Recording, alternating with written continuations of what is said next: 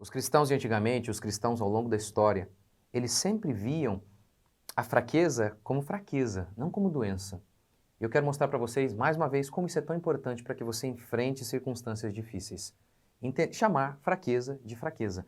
Bom dia, graça e paz. A gente continua aqui, eu estou falando sobre Filipenses 4. Paulo está preso e ele diz, olha, eu me alegro pela oferta que vocês me enviaram, Filipenses 4:10. Mas digo isso não pela necessidade, porque aprendi a estar satisfeito em toda e qualquer situação. E aí ele conclui, sei viver com pobreza, na pobreza ou na riqueza, tudo posso naquele que me fortalece. É uma vida poderosíssima, poderosíssima. Como que a alegria de Paulo, a satisfação de Paulo não dependia das circunstâncias, e é algo que a gente deve perseguir, esse modelo de vida. E aí eu quero citar para vocês algo que eu já citei aqui algumas vezes, mas é tão importante essa história para servir de ilustração disso que eu estou falando. Agostinho, no seu livro A Cidade de Deus.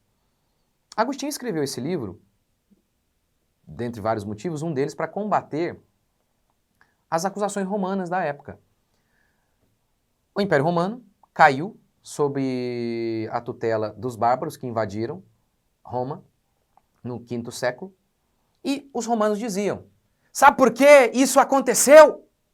Porque nós abandonamos os deuses. Uma referência aos cristãos que haviam se convertido, se tornado cristãos e, consequentemente, abandonado os ídolos. Os romanos então diziam que aquilo ali, a queda de Roma, era o juízo dos deuses por conta da incredulidade dos cristãos, que não criam mais nos deuses.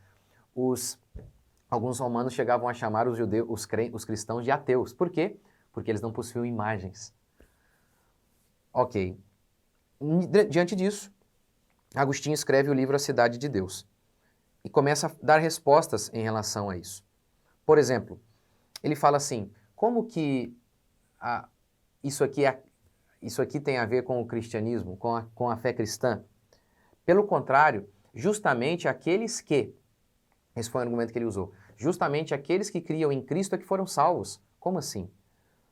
Alguns relatos históricos, a gente tem o seguinte, que Agostinho chegou a negociar para que os bárbaros não estuprassem as mulheres que estivessem nas igrejas. E, pelo menos no livro Cidade de Deus, a gente tem certeza de algumas coisas. No livro, Agostinho fala exatamente sobre isso, que os cristãos, justamente por estarem nas igrejas, por serem cristãos, eles não foram mortos. Esse foi um argumento de Agostinho. E Agostinho, no capítulo 10, em vários capítulos, Agostinho vai falando sobre a questão do suicídio. Por quê? Entre os romanos eles viam o suicídio, em certos casos, como virtude. Agostinho cita 2 casos lá de um político que, diante da ascensão de César, de um outro político, ele se matou. Por quê? Aquele político é tão ruim que eu não aceito viver num governo de um homem corrupto, e se matou. Ele cita também, Agostinho cita o caso de uma mulher que, tendo sido, agora eu não lembro se ela de fato foi violentada ou se ela apenas foi acusada de maneira injusta. E aí ela, em nome da virtude, se matou. Agostinho, então, defende que ambos estão errados. Não é virtude o suicídio. Ele vê o suicídio como fraqueza, mesmo diante de circunstâncias tão terríveis. E ele passa a falar sobre isso. Então, com base nessa história, nisso que Agostinho está falando, você começa a entender que Agostinho falou isso justamente para combater o ensino romano, mas também para proteger a igreja. Com certeza havia cristãos pensando em cometer suicídio, talvez alguns cometeram.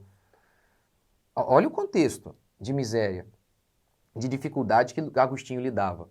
E aí no capítulo 10, ele vai falar o seguinte, aquelas pessoas que perderam a esperança completamente porque foram violentadas, porque perderam tudo, Agostinho as critica por terem perdido a fé. Ele diz assim, aquele que estava ligado a bens terrenos, quando os perdem esses bens terrenos, é que se apercebem até que ponto, amando-os, pecaram. Agostinho está dizendo, teve muita gente aqui que entrou num estado de depressão profunda. Se você estiver pensando no estado de ficar triste, faz parte. Mas se você disser assim, eles entraram na depressão no sentido de acabou a vida para eles, entraram no quarto e não queriam mais sair. Agostinho então está dizendo, para vocês aí que entraram nesse estado de acabou, perderam a fé, agora não quero mais nada, Ou então, não perderam a fé, mas estão lá profundamente angustiados ao ponto de não conseguir trabalhar e levantar. Agostinho está dizendo, olha, essas pessoas que entraram nesse estado de ânimo tão angustiante, é porque eles amavam demais os seus bens. Amaram ao ponto de pecar. Por isso que ficaram profundamente tristes. Então Agostinho diz isso, olha, aquele que depositou a sua esperança na riqueza espiritual não perdeu nada. Ou seja, Agostinho está dizendo o seguinte, sabe por que essas pessoas estão assim, completamente abatidas? Porque elas não aprenderam a fazer de Cristo a sua satisfação. Tem tudo a ver com o que a gente está falando aqui em Filipenses. Eu estou satisfeito em Cristo, tenho experiência de tudo. E Paulo teve mesmo, como eu mostrei para vocês ontem. Apanhou, foi perseguido, perdeu dinheiro, enfim, por aí vai. Mesmo assim, ele estava satisfeito.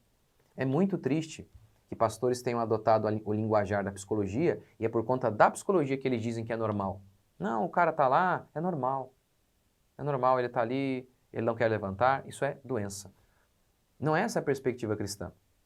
E veja bem, a Escritura nos ordena a sermos fortes diante dos problemas e das dificuldades.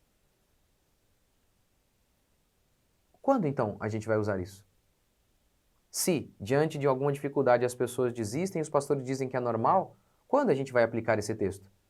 Se te mostras fraco no dia da angústia, sua força é pequena, diz Provérbios. Então esse texto não vale mais? Porque se no dia da fraqueza, no dia da angústia, as pessoas sucumbem, perdem a fé e os pastores dizem que é normal e podem se intoxicar de drogas ainda, quando esse texto vai ser verdadeiro então? Quando nós vamos nos utilizar dele? No dia da angústia, sua força é pequena, você é fraco. Quando? Então não é essa a perspectiva cristã. A perspectiva que você vê em muitas igrejas é a perspectiva da psicologia, inclusive de grandes nomes da teologia brasileira que adotaram isso.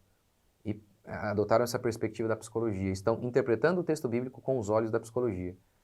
Isso é incorreto. Essa é a perspectiva correta, é a de Agostinho. Essa é a perspectiva correta que interpreta Paulo da maneira correta. Eu estou satisfeito em toda e qualquer circunstância. É isso que eu e você precisamos aprender, a sermos fortes mesmo diante das circunstâncias mais terríveis. Não desanime então. É normal ficarmos tristes diante da dificuldade? Com certeza. Sentimentos de angústia? Sim. Mas lembre de Paulo. Abatido, porém não destruído. Abatido? Óbvio. Às vezes. Mas e destruído? Lá, deitado, dizendo, acabou para mim. Ah, eu não consigo levantar e trabalhar. Abatido, sim. Destruído assim, não. Triste? Às vezes. Mas dizendo, para mim eu não consigo trabalhar, perdi o ânimo. Ah, não vou mais não sei para onde. Eu não estou dizendo, inclusive, que cristãos verdadeiros não possam passar por isso aqui, ó, eu acho que eu perdi a fé.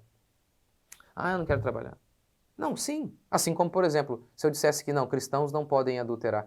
Davi adulterou. Cristãos podem errar. Mas veja bem, ao falar isso eu estou dizendo que o adultério é normal? Davi adulterou. Ah, isso aí faz parte. Não tem nenhum problema nisso.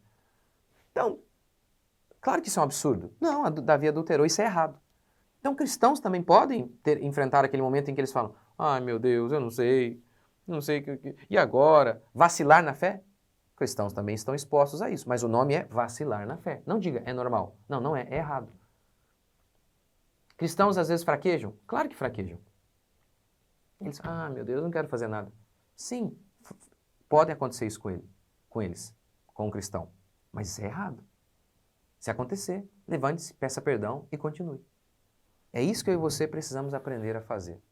Se você está assim hoje, eu te desafio. Levante-se, creia em Cristo e vá trabalhar. Sangrando, continue. Não desanime. Sangrando, continue. Senhor Deus e Pai, te agradecemos por mais um dia. Bendizemos o teu santo nome. Louvamos ao Senhor por tudo que o Senhor tem feito e ainda vai fazer. Que a graça do Senhor se renove sobre nós hoje. Assim como a sua misericórdia se renovou, ó Deus, que a tua graça, que a tua bondade sejam conosco hoje, mais uma vez, nos dando ânimo, nos dando força. Senhor, nos dá inteligência para trabalhar, nos dá força para trabalhar.